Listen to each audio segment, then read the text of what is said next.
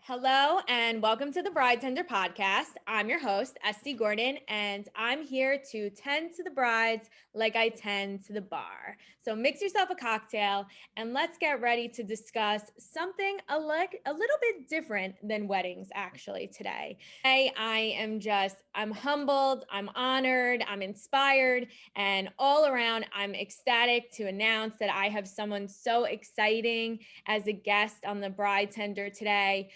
We're taking a little bit of a turn, and I'm not interviewing a vendor in the hospitality industry per se, but I'm happy to announce that the guest I have today, she's a powerhouse, a fashionista, and someone who everyone in the hospitality industry can learn a few lessons from. Aliza Licht, welcome to the podcast, and thank you so much for taking the time to come on. Well, thank you for having me on, Esty. I'm happy to be here. So I want to tell everybody a little bit about you. Aliza is the author of Leave Your Mark, which focuses on how to land your dream job and how to best market and brand yourself. She's also the host of the Leave Your Mark podcast, a rock star consultant, and you might know her at one time being the voice behind DKNY PR girl on Twitter. For some of us, we might know that as like the gossip girl of our generation. And I read Aliza's book. And I'd reached out to have her on the podcast because I really think during these times, a lot of people, they've had to pivot in their careers, and being now a podcast host as well as a professional in the wedding industry, we see that the hospitality industry professionals need to do what they need to do to stay relevant in a time where our field isn't a top priority on people's lists. Travel being low, amount of guests being able to attend an event being reduced significantly, and the industry is changing, and we need to reinvent ourselves to accommodate a new normal. So I felt like, Aliza, you could be someone great that I have on today, to kind of show our industry what we can do in this downtime to still, be on top of our game and not get forgotten about. Absolutely. So first, I want to ask you, how are you doing during this time with everything going on? Well, thanks for asking. Thank God everyone's healthy. And I think we can all agree that that's like the number one most important thing. My main business is I consult in creative brand marketing and digital. And prior to the pandemic, I was physically working in clients' offices. And during the pandemic, we went remote and then it went to nothing. So I lost all my clients probably by, I don't know, mid-March, April. And I was like, okay, I'm sitting here at home. I don't have any work to do, but I have this podcast, Leave Your Mark. So I'm just going to double down on that. So I started to just get really excited about content. And really, I kind of came from the mentality of, and this is, I think, really relevant for your audience as well, like service oriented information. So, exactly what you're doing with your podcast is what I decided to build out with my own podcast. So I started a newsletter on LinkedIn a couple months prior. So I started to create more content for that. I have a column on Forbes. I started to create really pandemic relevant content. How do you market your business during a crisis? How do you show you have empathy right now at a time when like so many people have lost jobs, have lost loved ones, and it's a really tricky time to kind of be in business and to market. So I really thought, okay, if I don't have work right now, how can I be of use? How can I be helpful to other people and really convey sort of my best practices of personal branding, of leveraging your voice, of storytelling, and help people think about their own careers in a different way. So I really just kind of became this content machine. And in addition to being a content machine, I have always been a really robust networker. I consider networking like an Olympic sport. And I really like triple down on that, like meeting Zoom meetings all day long with different people, reaching out to people, connecting, saying, hey, what are you working on? Here's what I'm working on. Maybe there's a way to partner. So kind of not going underground in the same way that you said, like really making sure that like everything I'm doing is useful, has a purpose, but also keeping me and my brand top of mind.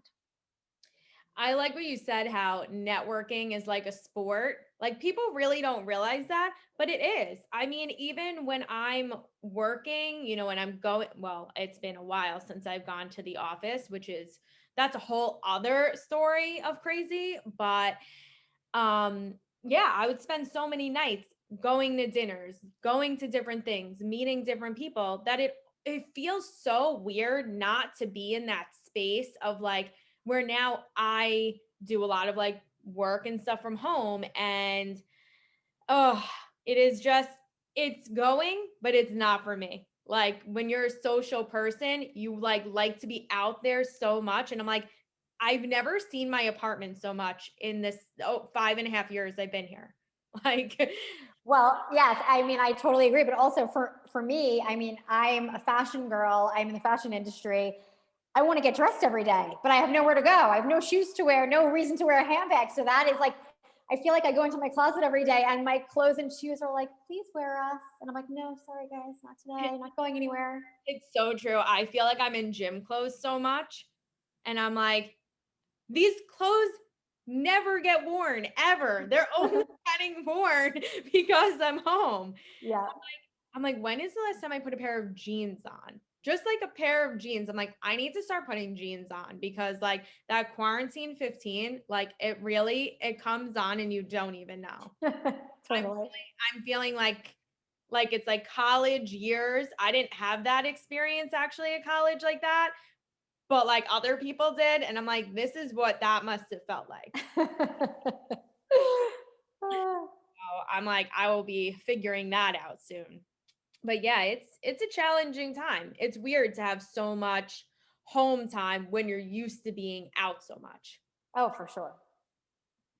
And I mean, for you, I know you have a husband and you have kids, so it's probably even more so like having that much time at home and kids doing Zoom school and like yeah, I don't even know how parents are navigating that. That's like a whole other thing. Well, I can't complain really because my kids are 15 and 12, so they're pretty self-sufficient on Zoom. But I can tell you for sure, my friends and my family members who have younger children, it is, and they have jobs, forget it. It's a nightmare. Yeah, we're definitely we're living in the twilight zone right now. For sure. So you've had, a pretty broad career in fashion, as well as working with different magazines and publications, and now consulting and helping, guide people in building their careers. Um, and you've had to pivot in your career and gone, after your dreams and your goals. How did you decide when to move from working in the corporate world to entrepreneurship? So I spent 17 years working in communications for Donna Karan and DKNY. I grew up there. Prior to that, I did start on the magazine side of the business. So I lived a little bit of Devil Wears Prada for sure. And I had an amazing, amazing career at Donna Karan. And I published my book in 2015. And when Leave Your Mark came out, which was May, like a month later, my mentor and boss stepped down from the company. And then a month after that, Donna Karan retired from the company. So I was kind of left there without the matriarchs of the company. And after 17 years, you kind of felt like a little bit the soul had been ripped out of the company. And we would like walk around and like walk past empty offices and be like, this just feels awful. And it was kind of my cue. I was like, you know what? They're gone. I have a book now. I'm doing press, I'm doing speaking engagements. Maybe I should just focus on Leave Your Mark. So that's when I left the company. And I started consulting when I was done with the press for the book. And I have to say, I consulted for 10 months and I really don't believe that I was successful in any way doing it. I think that I had this like naive approach, like, because I'm such a visual person. So I was like, I'm going to make a brand. I created like a logo. I made business cards. I posted it on Instagram, which makes it all official. And I was like, I have a business. Look, here it is.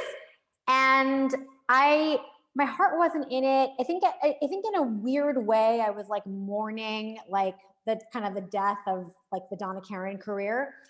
And I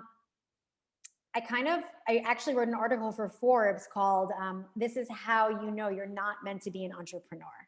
And I decided to go back in house. And I ended up going to Allison Olivia as their global head of marketing and communications. And I did that for 2.5 years. And then the creative bug started itching again. And I was like, do I write another book? And I was like, oh, can't really do that. That's like a nightmare project. And then I was moderating a panel on influencer marketing. And one of the influencers who was there is a friend. And she said, I'd love you to do my podcast. And I honestly had never listened to podcasts. I didn't even know she had a podcast. And I was like, oh, sure. And then she was like, wait, why don't you have one? And I was like, a podcast? She's like, yeah, you have a book. Why don't you have a podcast? And I'm like, I don't know. Do you have to have a podcast if you have a book? I have no idea. And I went home that night and I Googled how to do a podcast. And I was like, maybe this is what I should do. So then I literally was like, I'm doing a podcast. So and I think this is also another important lesson. I think I've always been someone, and you know this from reading my book, I don't believe in these 3-year plans, 5-year plans, any of that. I really think there's not just one path. There's a lot of different ways you can go. So to me, life is a series of decisions, and sometimes you make right ones and sometimes you make wrong ones. But there's many scenarios that can be great for you. So I don't really put a lot of thought into this big macro strategy of like my career and my side hustle, leave your mark or whatever. I'm more like fly by the seat of my pants. If I have an idea, I am not going to wait around to perfect it and, zhuzh it and then perfect it again and spend a year and a half building out something to then finally introduce an idea to the world and then have someone else have the same idea and put it out into the world. So I very much believe in like running with it.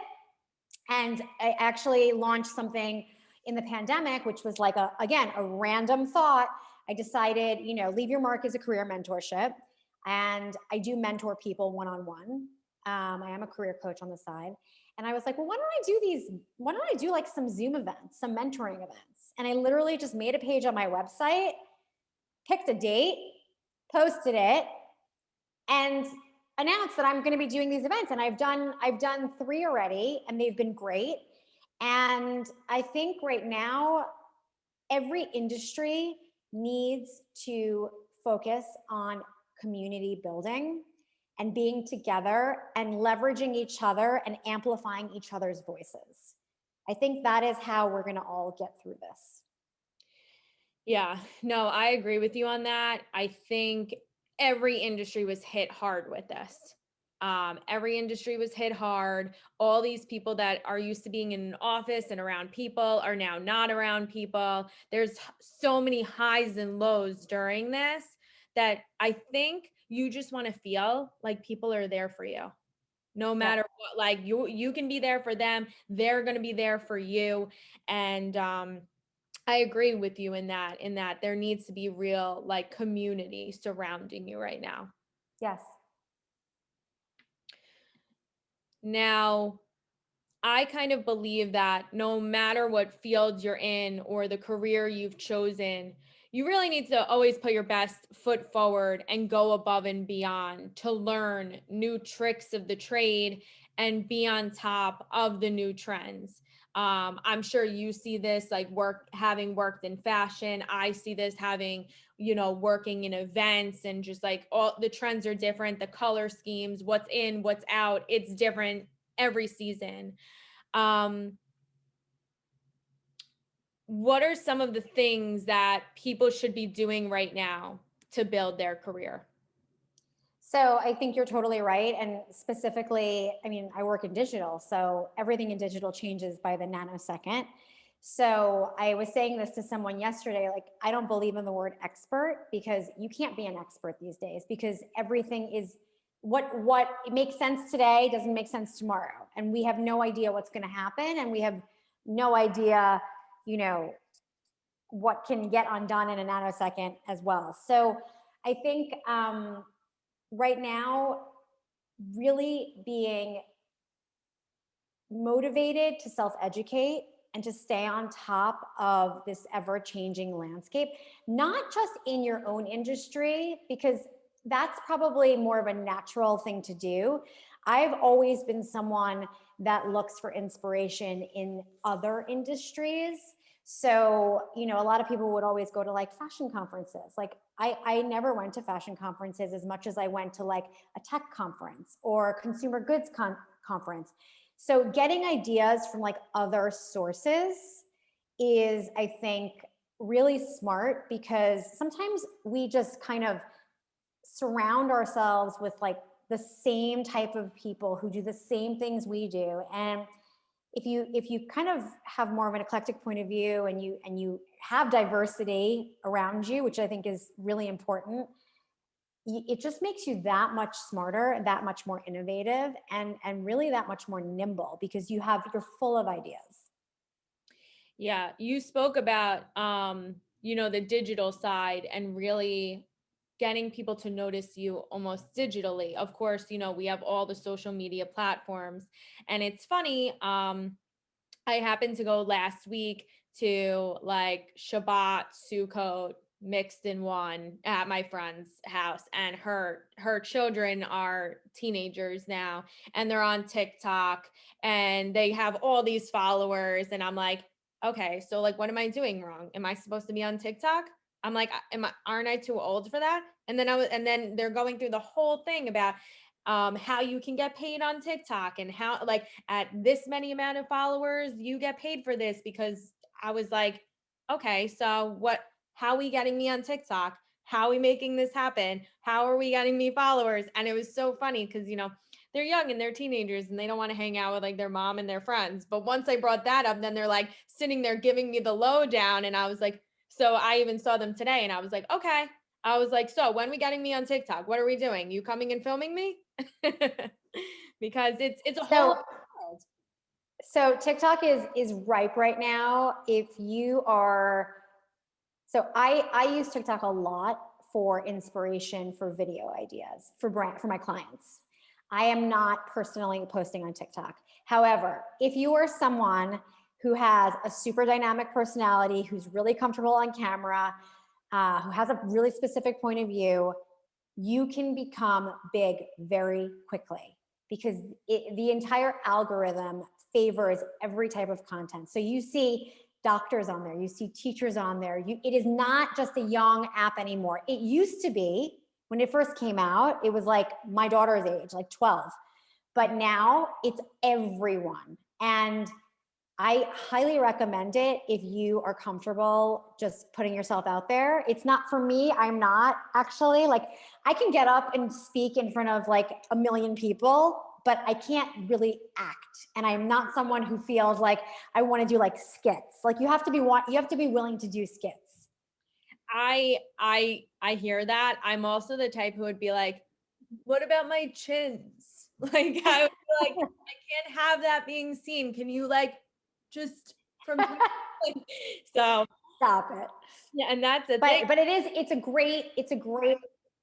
great tool though. It really is. Yeah, I'm like, I feel like I have to learn it because I see all these not really so much event planners, but designers who are on there and they're doing like the speed up videos of the room transformations. And Oh yeah. I'm like, I have to figure this out because there is an easier way to do this. And whatever I'm doing is the hard way. I'm Yeah. like, whatever I'm doing, I'm making it more complicated for myself. Yeah. Now, I think you're really gonna like this question. I actually asked this to somebody else a few episodes ago, one of my friends who works in the industry, and we talked about some of the best items to own. So Now, for you working in the fashion world for so many years, I'm sure that you have a list of some must have items that everyone should have in their closet to look and feel their best. You know, whether they're interviewing for a new job, giving a presentation, or in the interest of weddings as a wedding guest, what are some staple items you believe everyone should have in their closet that are investments worth making, like your top five? Okay, top five, a statement coat. Ooh, Okay. that's Perfect pair of black pants. yep. Crisp white shirt. A great black pump Yep. and a perfect little black dress. There's an overwhelming theme of black here. I am a New Yorker. It's part of our thing, but I do think those are the kinds of pieces that never go out of style no matter what. So if you're going to invest in fashion, you want to invest in things that have longevity. And I think that those are the pieces that everyone should have. I would say our list was pretty much spot on with yours because you can wear those over and over and change out the accessories for what works best, which situation you're in that works best. So I agree with you, and I also think one, black is so classic. Everybody looks good in it, so Yeah. it's one of those. Yes. It like if it ain't broke, don't fix it. Like, and Yes. Yes. black will always be that.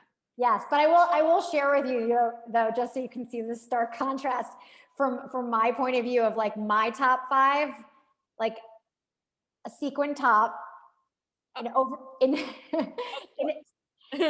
in an over the knee boot, Love. killer pair of black leather pants, Yes. perfect little cashmere sweater, and statement coat. Wait, statement coat. I didn't think that at first, but when you said that, I was like, yeah, she's so right. I was like, even I know last year on my birthday, I was like, I want something cool to wear. I went into, you'll probably know what it is, Trinkets in Hewlett. You know, I Trinkets? don't. I don't. But you're from North I Woodmere. know, but I haven't lived there in like 20, Oh 30 my years. So Trinkets used to be this like little hole in the wall store. Now they expanded to a bigger store on Broadway in Hewlett. So I know you know Broadway. Yeah, And of course. my birthday is in the winter. I happened to go in the day before my birthday. I was doing brunch with my girlfriends and I was like, I just want something different to wear. What are the I'm probably not going to find anything. I walk in, I see this blue cheetah print long furry coat. And So good. they had it like on sale. Like I think it cost me like $50. And I was like, sold. I'm like, I put it on, it fit perfectly. I came out of there. I was like, I'm so excited. So I get what you're Yes. saying. I mean, yes, that is a statement coat for certain. I'm with you on that. I'm like an accessories over clothes kind of person. Yeah, I understand. Like I would like really simple clothing that that fits well and like bam over the top on jewelry, shoes, pocketbook, Yeah. makeup. I am pretty much over the top in all of the categories. So,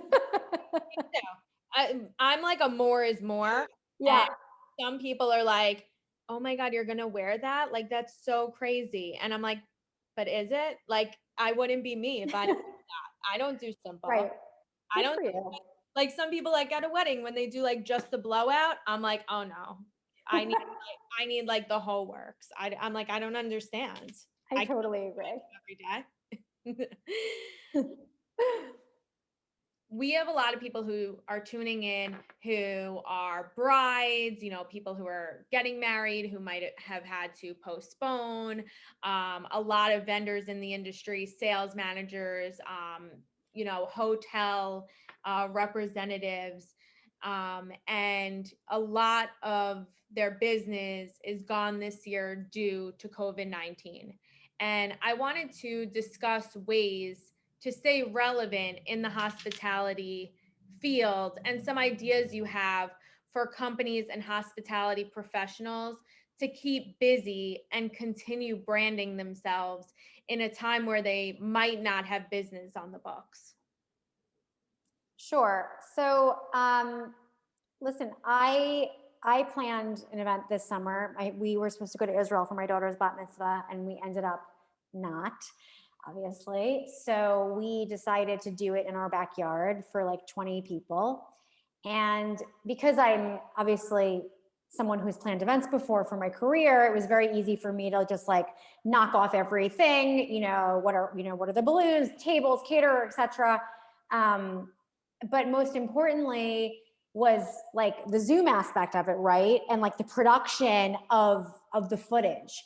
And I am skilled in that, so I understand how lighting works. I understand where it needs to be. I understand sound, etc.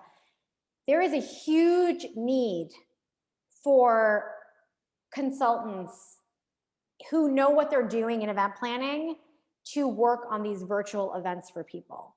Like I had a friend who had her son's bar mitzvah on Monday, and previous to this, I said to her, please make sure you pay attention to where the light's coming from. Please make sure that you do X, Y, and Z. And I watched the bar mitzvah that day, and it was like black. You couldn't really see anyone. And unfortunately, there was nothing that could be done in the middle of it. So I think that every person listening to this podcast needs to think of the virtual way they can offer their services. Let's say wedding gowns or honeymoon attire, whatever it is. Like, what is the virtual way that you can sort of show a collection or go through someone's wardrobe, on Zoom and have a conversation about like what silhouettes work. So that to me is people who are succeeding right now have figured out how to do what they do virtually. And the other thing is that there still are, I have a client who mostly sells via trunk show and across the country. So they figured out how to have really safe outdoor trunk shows and make it like really beautiful, like tea party-ish, but really, socially distanced and in a way that, the clients feel comfortable. So I think there's a way to do it. And I think that for the most part, when you're planning an event right now, because a lot of people have postponed, but then there are a lot of people who are like, no, I want to get married. Like, I don't want to wait to get married. Like so I think that thinking about, certainly outdoor spaces that are, that lend themselves to, maybe, the original decor that you were thinking of is not going to work anymore, but thinking about how to take advantage of a certain space. Like, I don't know if you saw, Vogue did a profile on a woman, and her fiance who got married on the streets in Brooklyn. Like, and there's like 2 rows of parked cars and they're like dancing down the street, and they had the whole thing shot on video, and it was amazing. So there's a million things you can do. You have to just be creative. Yeah. I try to explain to a lot of people right now that are, upset about the amount of people that they're allowed to have, that you can have just as beautiful, if not more, a wedding of 50 people that you can of 250. It's, Oh, 100%. And by the way, my 20 people that I had for this bat mitzvah, once they were all there, I'm like, I don't need anybody else. Like, love you all, but you can all watch on Zoom. it even showed me, I'm not getting married yet or anything like that. And I always thought, I was like, yeah, it's probably going to be 150 people when I get married. Now I'm like, 50 people sold, like we're good. I'm like, I just, it shows you too during this time. You're like, I don't need to invite every single person. Like, we can cut down the list a little bit and make it a little bit more meaningful, tight knit, than have to go the so many people route. Yeah. Another really cool idea that a friend of mine who heads up a really big creative organization, they have a gala every year that's their big fundraiser. And obviously you can't have a 600-person fundraiser. So what they did was to make it, and of course you're not going to probably be able to like make as much money as you normally would, but what they did to sort of keep their ticket prices high and to make it an experience, they actually catered the dinner the same way they would have if it was in person.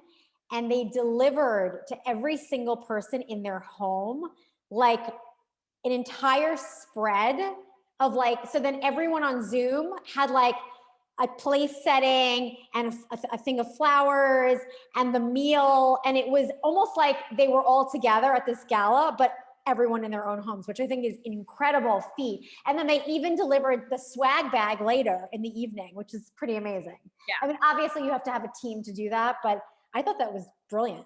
That's awesome. And honestly, it's all about those swag bags. Totally. Everybody loves a gift at the end. Yes. I actually, friends of ours are getting married, and they did kind of like a YouTube video announcing their engagement and then announcing that we're all, you're all invited to our Zoom wedding. And then when you RSVP'd, they sent you this really cute note that said basically like, we've saved you, from getting dressed from head to toe. Can't wait to see you at our Zoom wedding. Here are these like socks. They made like custom socks with their name on them and like the date of the wedding. Cause it's like, you'll be home and you'll probably be in your pajamas, but you can wear these socks when you watch, which I thought was really cute. That is really cute. And we're like the kind of people who are like, no, we're dying to get dressed up. But yeah, totally. But no, I know what you're saying. Listen, it's the time to be creative now. It really is. With everything online, I mean, such a different world, but you're right. It's all about for my field and your field as well, but my field, learning that virtual aspect, because it's probably going to be a thing for quite some time. Things aren't going to go back to normal as quickly as we'd like them to. Absolutely.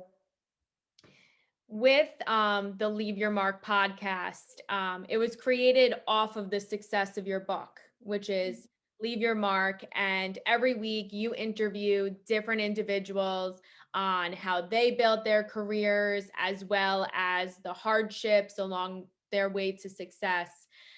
I learned about your book actually from listening to the podcast first. Oh, wow. And I loved the episode with your sister where you discussed kind of switching your career goals from going pre-med in college to working in fashion. And I think a lot of people, especially now with what's gone on in the world, a lot of people have lost their jobs. They're figuring out their next steps. What advice do you have for people right now who are completely switching gears due to the economy and might be scared to make the big change from one field to another? Yeah. So first of all, I love that you found me through the podcast and then read the book. Normally people read the book and then go to the podcast. So you're like special, but I love it. So I think the pre-med to fashion is less of a relevant example than coming from the magazine side of the business into the PR corporate communications side. And when I was in the magazine side of the business, I was an assistant accessories editor at Marie Claire, and I worked on all the photo shoots that had to do with accessories. But I spoke to these PR people all day long because I needed to call them to get their accessories in for my photo shoots. So when you think about switching careers, you really, unless you have the time and the money to really take a step back, what you need to do is think about careers that are on the periphery of what you already do. So transferable skills. I knew that even though I had never done PR before, I understood their job by doing my job. And I understood what they were trying to do. They were trying to get their brand in the magazine. I was on the opposite side of the business, allowing them to send me their samples to consider for inclusion in the magazine. So it was almost like two sides of the same coin. And I think when you're thinking about switching, it's really important not to just look at your experience. And even if you've lost your job, which is terrible, you don't want to throw away all that time and all that investment in learning a certain skill and coming up in a certain industry. So what I can recommend to people is if you're thinking about, like, let's say you work in events and now you want to go work in PR, let's just say. You go on LinkedIn, go on a site like that or Indeed.com and go pull up some PR roles that are being searched for right now on LinkedIn in an industry that maybe you're interested in.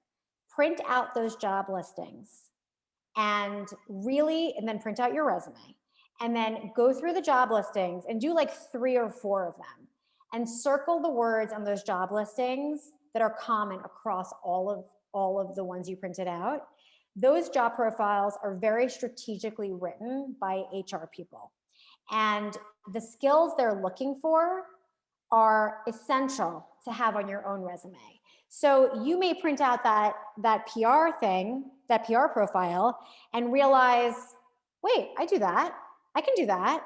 I've already done that in events. I've already done this. And there's so much synergy when you start to see it on paper and realize, okay, here are my skills that I've had up until now. Here are the skills they're looking for. How do I position and spin my experience to make sense for this particular industry, an area? And then you have to tailor your pitch. Yeah. So it's really just about doing the research on what those job listings all have in common and Yes. kind of editing your resume to see what will work best and really honing in on your skills. And leveraging your network. Like if you know someone who knows someone, like really using LinkedIn. LinkedIn is one of my favorite social media platforms now. I think it is essential for every single professional to be on it, and not just be on it like, oh, you have a profile and you'll check it in 6 months from now. Like be a thought leader, right? Be a thought leader in your industry. Share relevant news to your network. And the more you do that, the more people will look at you as a thought leader in your industry. Now, being that you've had this career in fashion and you have now, also stepped into an entrepreneurial role, what influenced you to write your book? Well, I was at Donna Karan. I was head of global communications, I should say. And it was 2009, and we were embarking on social media as a company. And we were sitting around in a marketing meeting one day, and we had a Facebook page, but we were like, oh, there's this thing called Twitter. Like, what is it? What do we do on there? And we kind of had a minimal understanding that, you would like post stuff and then people might respond. I mean, that was the extent that we knew. And I felt like, well, if our Twitter handle is at Donna Karan, people are going to assume that she's speaking. And then who's writing that copy? What if someone says the wrong thing? What if we get ourselves into some sort of PR scandal because of it? And simultaneously, it was Gossip Girl season 2. So in this meeting, I'm like, well, why can't we just like make up a character like Gossip Girl did and make it anonymous and have it be like a fashion sketch and no one has to know who this person is? And everyone was like, oh, that's cool. And then we like sort of fleshed out the idea, and then legal at Donna Karan was like, okay, that's fine, but Aliza, you're the only one who can tweet. And I was like, oh, okay. So I started on Twitter in 2009 as this character, DKNY PR girl, and it blew up. I mean, it became one of the first examples in fashion for a social media personality that's still talked about today and still referenced in case studies. And I was anonymous for 2 years, as you know, because you read the book. And I it grew to over 1.5 million followers organically across platforms. And one day I was sitting at my desk and someone called and she's like, "Hi, my name is Amanda Englander. I work at Grand Central Publishing and I think you should write a book. I follow your profile, your DKY PR girl profile." And I was like, "Oh, thank you so much, but I don't want to write a book. I have like two little kids and a full-time job, and like there is no way I have time to write a book." And she was like relentless, like like a bulldog. And she would call me like every week, and she'd say, "Did you think about what we spoke about?" I'm like, "Yeah, I still the answer is no, thank you so much." And then finally, she was like, "Just write a page." And I'm like, "What am I going to write about?" She's like, "Anything you want." She's like, "We like your writing. We don't care what you're going to write about." So you're kind of like, "All right, well, what do I want to write about?" And then I thought, you know what? I mentor people online because I was mentoring people as DKY PR girl. I was giving out a ton of career advice. And I was like, maybe I'll write like my career story, but make it a career mentorship. So make it like a how to or a must do and a don't do based on my experiences. And then, you start writing, and all of a sudden you're like, it's not so bad. So I sent her the pages, and she sent them back, and she marked it up with like all red pen, like I was in fifth grade English. And she said, "Can you just like, fix this up a little bit, expand here, explain this?" And I was like, "Oh, I see what you're doing. You're coaching me into handing you a proposal that you can submit to your editor." And she's like, "Yeah, totally." So that's what we did. And that's how I wrote a book. Listen, it's good to have those bulldogs around, yeah? Yes, it is. And you know what? The truth of the matter is, I realized I was scared to do it. And that's why I said no, because I was like, well, what if no one reads it? What if it sucks? What if it gets horrible reviews? It's like a nightmare. And then I was like, it's not every day that someone gets a phone call like, here's a book deal. Right. And I was like, don't be a loser. You have to do this. And I like had like a fight with myself, and I was like, no, I'm going to do it. So, it was the best thing I could have ever done. It's been so rewarding just from people across the world. Truly, it launched in the UK and the US at the same time, and then it launched in India and China, and it launched in Canada as well, and Mexico. And hearing people write into my website, and it could be like someone in India who has like a bully boss who needs advice on how to deal with her bully boss, or someone in Croatia once emailed me about like how she should negotiate her salary. And there are guys too who are not scared of the lipstick on the cover, I will say that. But that to me is like the best part. Like everyone, no matter where people live, like these work problems are universal. Like it's crazy. Like it really does not matter where you live. And so I really enjoy helping people work through that. I think also when you're scared to do something, it's almost like you have to do it because it's showing you like it's almost like if you're not scared to do something, it's not as like important to you in a way. I felt that way even doing this podcast. Like I thought I'd do one for a long time and I thought I would do it with people, like how like a co-host Yeah. kind of thing Hmm. that I took forever to start it because I was like, I can't do this by myself.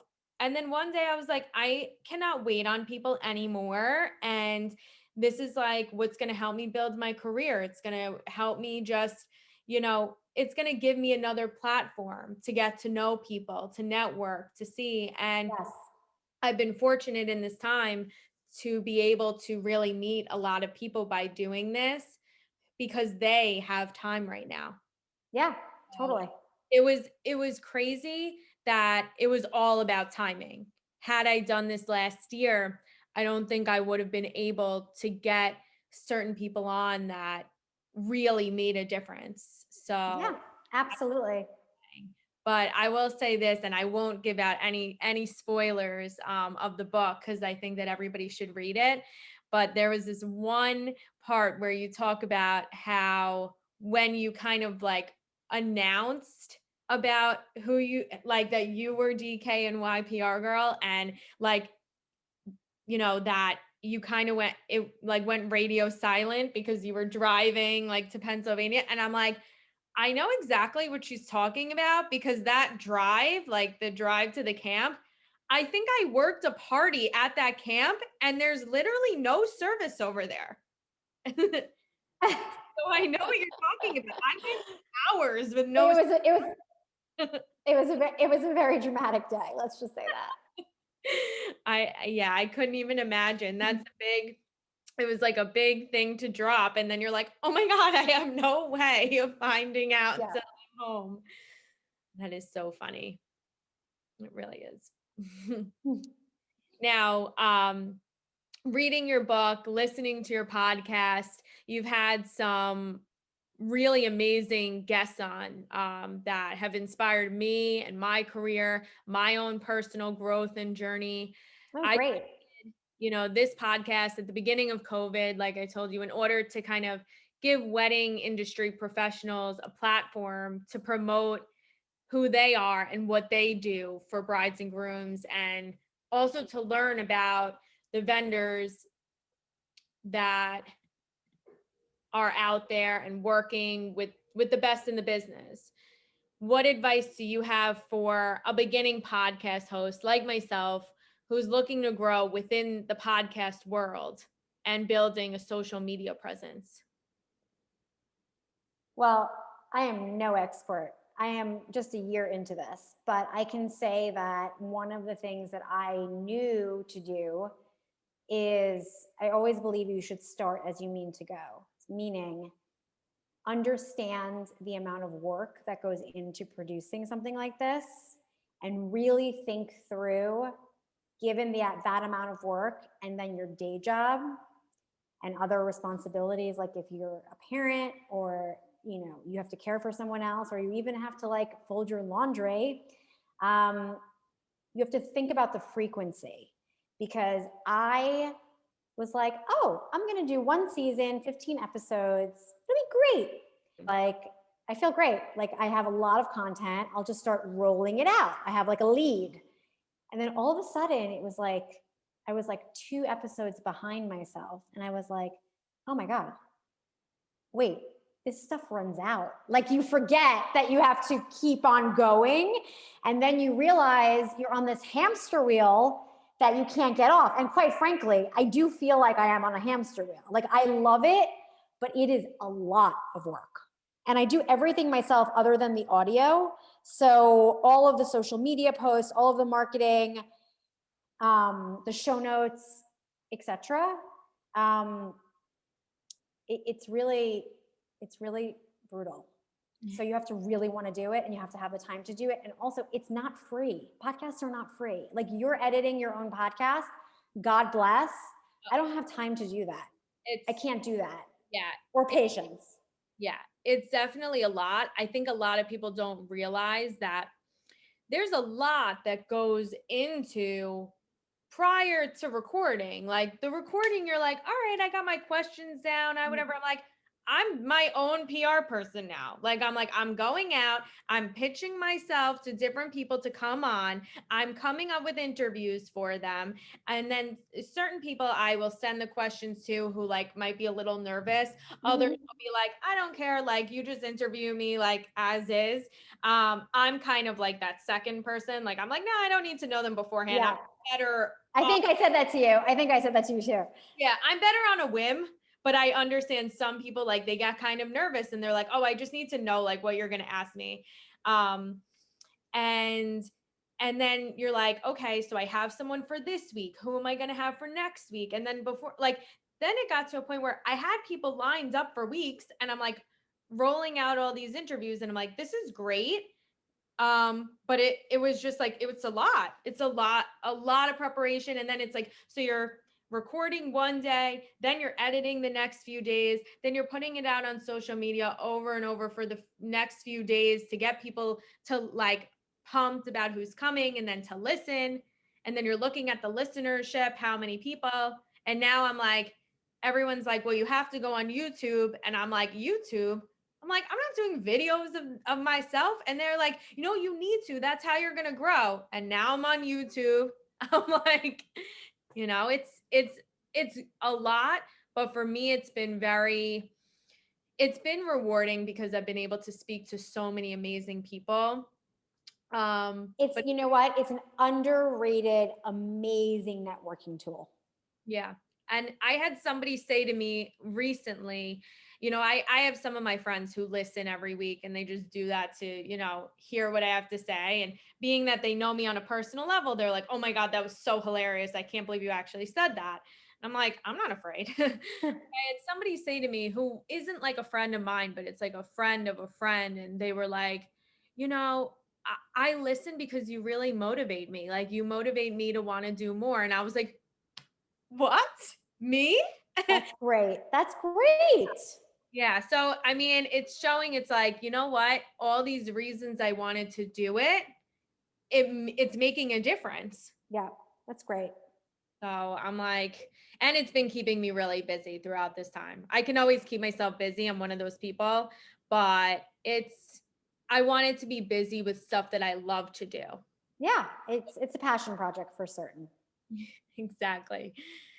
Now, I know that you're not exactly in the wedding world, but being that you're on the bride tender, I got to ask you a wedding related question. Okay. All right. So, we're going through such a weird time with everything going on with COVID. Um, and a lot of our brides and our grooms, they're up in the air. Should they postpone? Should they not postpone? Go through with the wedding? Wait until next year? And stress levels are high. And now people are all working from home in their homes with their fiancés all day, in and out. What advice do you have to our 2020, our Corona brides and grooms, really going through it right now on, the decisions they should make? What should they do? Well, I think every person has to consider, I mean, I think the most important factor is like who is essential to be with you during this special moment and can they physically be there based on like if you have like elderly parents or family members or people with underlying conditions who just can't and then deciding, how essential is it to do it right this second if you must do it in person and just really thinking about the most important parts of it. Like I think when, in a typical year when you get married, there's, everything seems important. It's like every aspect of planning a wedding is like essential, important. You fixate on every little thing. It's like the invitation and like the place setting and the flowers and the music and all these details. And then I think when we come through a pandemic, you realize like there's like important things and then there's like really important things. So I would focus on like the stuff that really matters, which is really like, your love for your fiance and like who you want to witness that and make it special and small and appropriate for the times and safe. Listen, I think that that's all that you can do. I tell a lot of the brides and grooms in my life, my friends, my clients, whatnot. I tell them, you have to do what's true to you. If you want to get married now, get married now. I mean, if it was me, I would. I would. I feel like why wait on forever with someone that when, Yeah, because at the end of the day, the the party and the celebration, it can always happen later on. absolutely. Absolutely. Aliza, it's been honestly such a pleasure to have you on my podcast. I'm like so excited and really just like honored that you took the time to come on. It really means a lot to me. Oh my God. Well, I'm happy to be here. It was a great chat. And thank you for inviting me. I'm excited to continue listening to your podcast, Leave Thank Your you. Mark, and hear all the advice that you give. And you have some really awesome guests that you bring on that I think a lot of people can learn, a thing or two from, especially within, whether you work for a company or whether you run your own business. I think there's tricks and trades to learn from both, no matter what. Yeah, I think that thank you for that. I think one of the main goals of the Leave Your Mark podcast is for people to walk away with actionable career advice. So like things that you can like start to do like the next day. Because what I didn't want to do is create something where, you know, you have all these podcasts that have these super, super successful people and you listen to their amazing stories and they are amazing. But like that's like not realistic for the person listening. Like they're not going to do that. So like what are the pieces of advice that people can learn from super successful people and actually do? So that's really the goal of my podcast. Yeah. And I think it's important for people to hear the struggles too, because it Yeah. feel way less alone in your struggle. It shows you no matter how successful the people, everybody goes through these tough times. And especially now, everybody's going through a Yes. tough time. Now, Yes. where can everybody, one, buy your book? All bookstores, Amazon, Barnes and Noble, less so at the smaller bookstores at this point. You know, it is 5 years old, so it's not everywhere. You know, reach out on Twitter, Aliza Licht, Instagram, Aliza Licht XO. The podcast is everywhere. It's called Leave Your Mark. Leave Your Mark podcast has a little baby Instagram too. You can follow that. And yeah, that's it. Well, everybody, thank you so much for tuning in to the Bride Tender. You can check us out on Spotify and Apple Podcasts and now YouTube, because here we go. It is just a And soon TikTok. and soon TikTok. I am terrified for that. But we're going to make it happen at some point. You'll be great.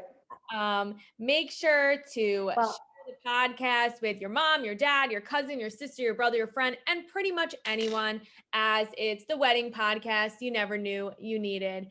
Make sure to follow the Bride Tender for all fun facts on the wedding industry, ways to save money on your wedding, and hiring the best in the business for your special day. Make sure to give a follow to Aliza Licht at Aliza Licht XO. She has some amazing content, fashion advice, and of course, her podcast at Leave Your Mark, where you can hear from, you know, some amazing people in all different industries and how they got started in their careers. And new episodes every Sunday, right? yes. Yep. Until next week, mix yourself a cocktail, slide into my DMs with questions you want answered on all things weddings. Stay sane, stay healthy, and we'll catch you next week. Bye.